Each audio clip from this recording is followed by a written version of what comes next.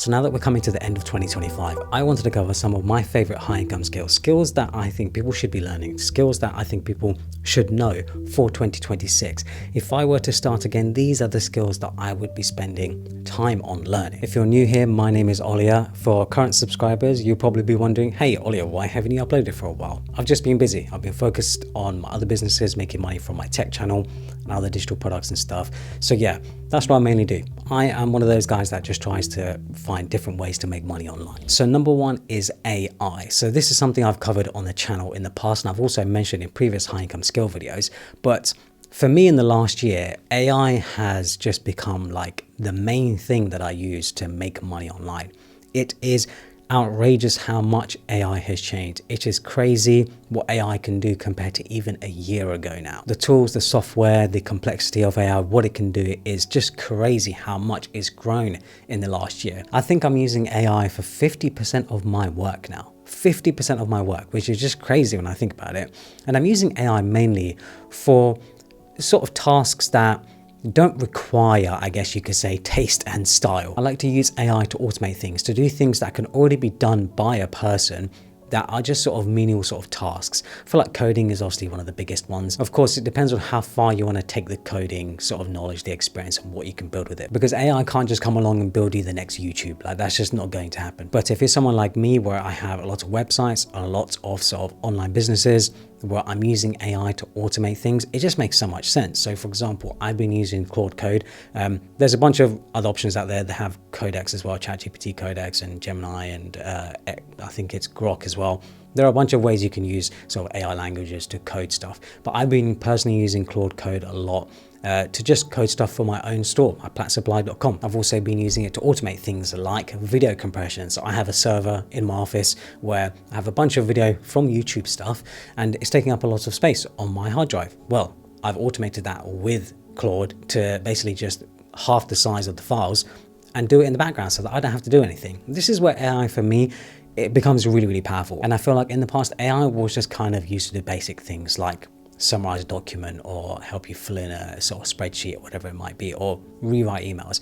I actually don't use AI for any of that sort of stuff. I still write all of my emails manually. I still script all my videos and do the bullet points and stuff like that manually. I'm not using AI for any of that sort of stuff, because I feel like when you use AI for that sort of thing, it sort of removes the human element and it doesn't sound like me.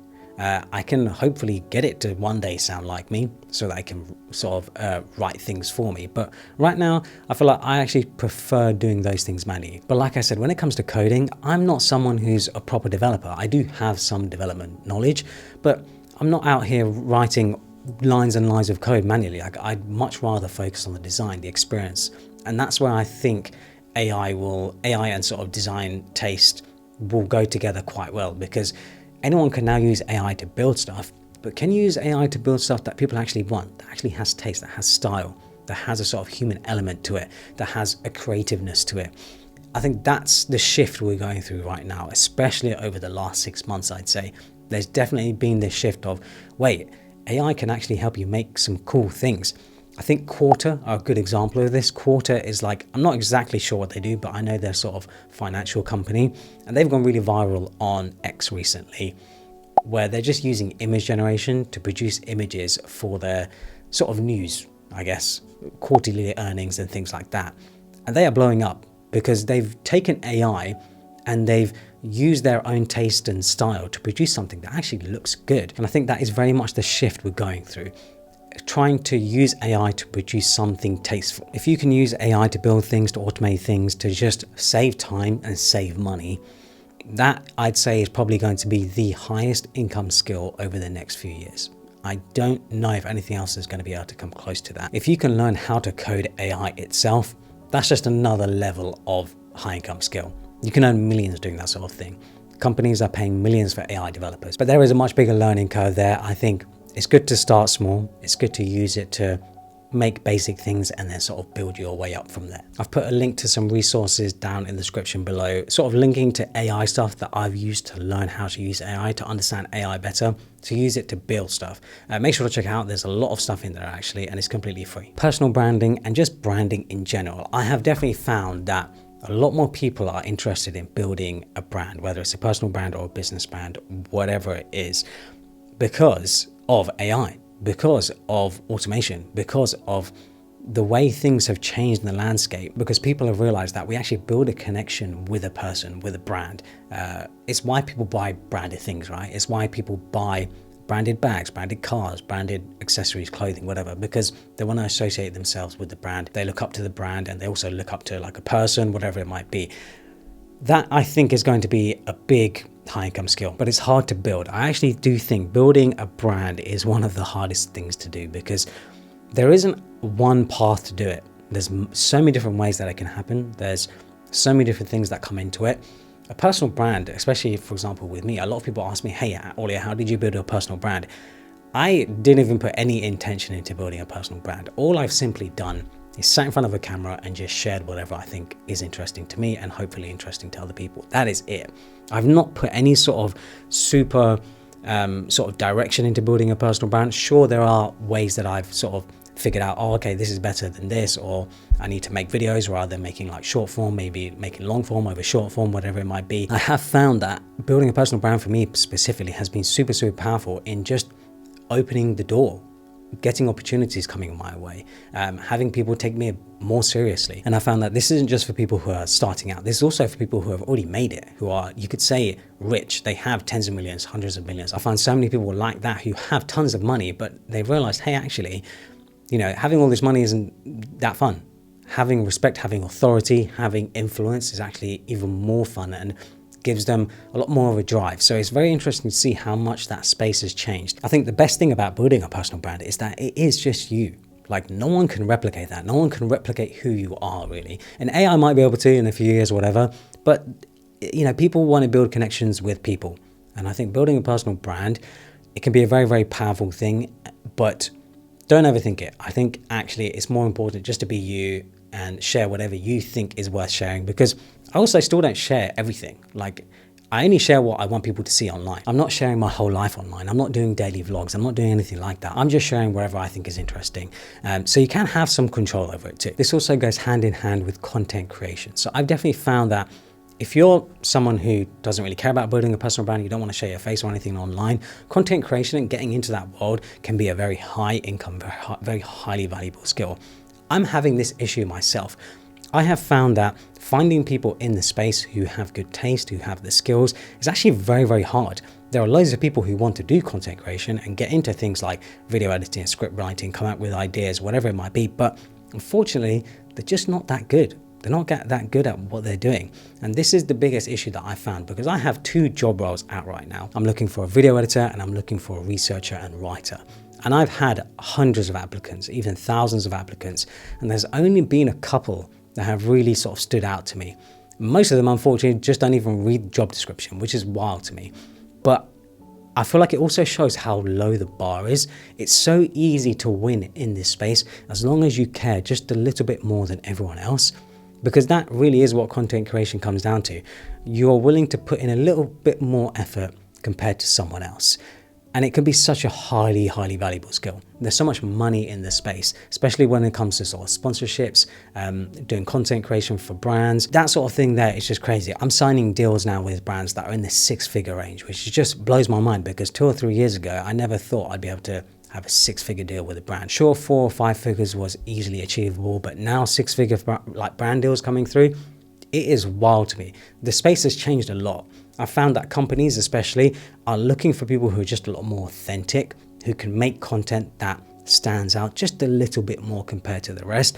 I've also found views don't matter as much anymore. There was this whole sort of phase, especially I'd say over the last 4 or 5 years, where people sort of really looked at views and subscribers. But the landscape has changed now. Views don't matter as much. It matters the quality of the views, because it's quite easy actually to make videos go viral. But who are the people actually watching the video? What type of person is watching the video? Is this person even actually interested in what they're watching, or are they just having it come across their feed on TikTok or Instagram? This is also where I think long form content on YouTube stands out against TikTok or Instagram, because on TikTok or Instagram, you're being fed the content. You're just swiping through. You're not actually that sort of invested in watching the content. But when someone goes to YouTube and they see all the thumbnails on their homepage, they are deciding to click on a video. They're taking that intentional step to watch that person. That is ridiculously a lot more valuable than having a video that just is being fed to you. So those things really matter a lot, and I found that brands care about that thing a lot more than they used to. Now, that doesn't mean short form is dead. I actually think short form is a great way to build a brand in whatever space you're in and sort of have some authority. Craig Hill is a great example of this. They have an Instagram profile. I think they also post on TikTok where they share their products and stuff, but they share the process of why their products are designed the way they are, the thought process behind their products, why certain things are designed the way they are in our everyday lives. It's really interesting, their profile, because not only are you learning why products are designed the way they are, but you're also seeing how much effort and thought they're putting into building their products. And I think that's where brands like Craig Hill are very much standing out compared to the competition. They're sharing their process, they're sharing their thoughts, their creativeness, their vision as to why they have these products in the first place. And it's such a powerful and great way to build a brand. Sales and marketing is always an old-fashioned one, and it's just such a great way to make a lot of money. So I'm currently a shareholder in a website builder called PopSite, and the team have a couple of people that are sales and marketing. They help sort of acquire people to use PopSite. And there's this one guy, I won't name him because I'm not sure if he even wants to be named.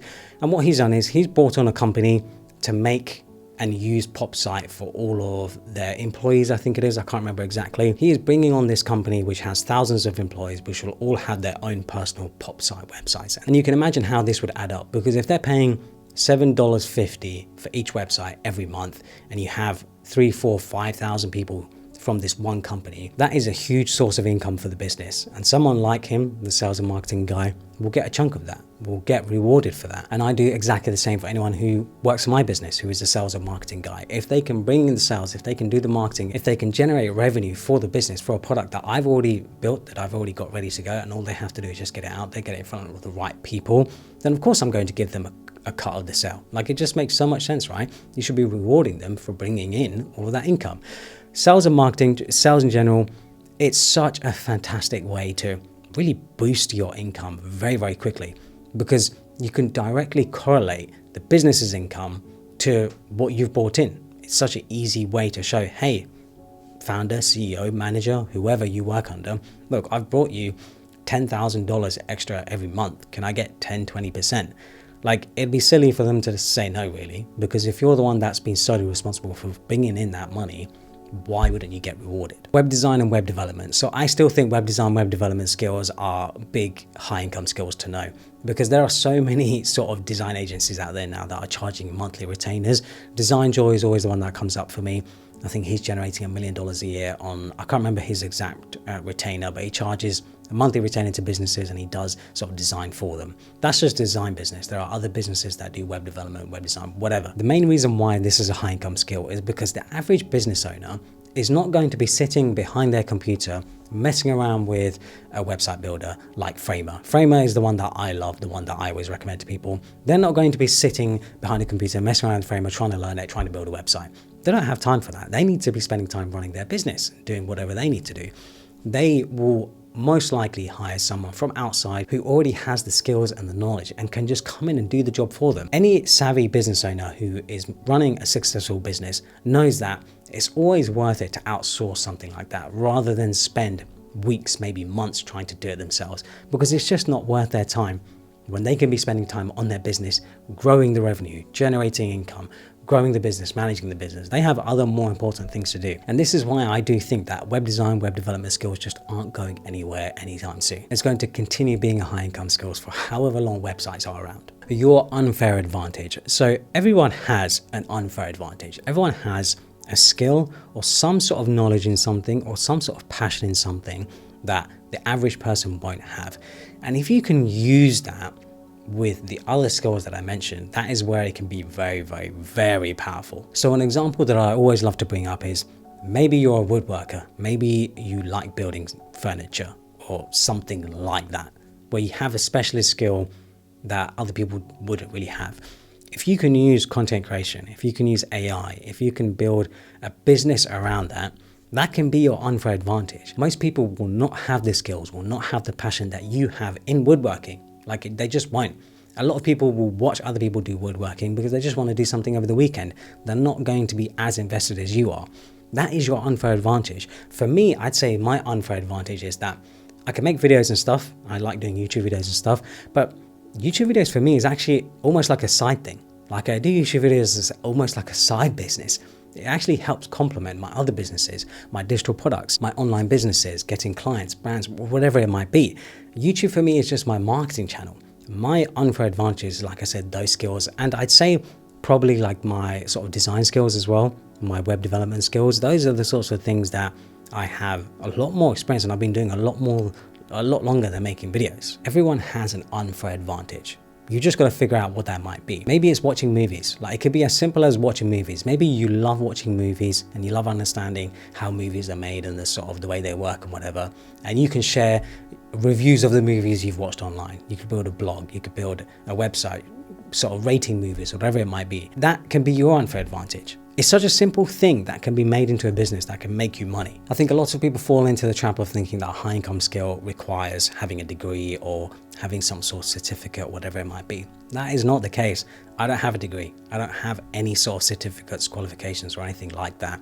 And I feel like personally, I think I'm a good example of someone who hasn't sort of followed the traditional academic path, but has built successful businesses and makes money online. That has always been my focus. I've been obsessed with trying to make money online since I was a teenager.